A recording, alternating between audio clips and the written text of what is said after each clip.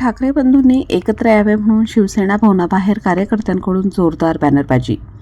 राज्याच्या राजकीय वर्तुळात सध्या सर्वात चर्चेचा विषय ठरला आहे उद्धव ठाकरे आणि राज ठाकरे एकत्र येणार का।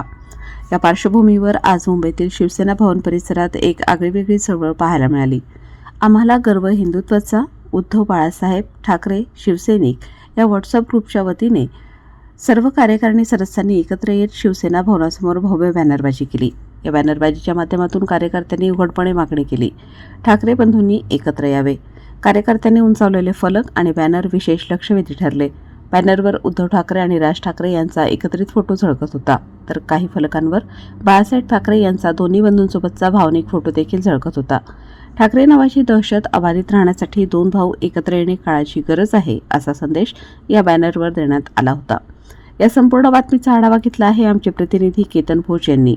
अतुल्य महाराष्ट्र न्यूजच्या नवनवीन अपडेट्स पाहण्यासाठी आता चॅनलला सबस्क्राईब, बातमीला शेअर आणि बेल आयकॉनला ऑन करा।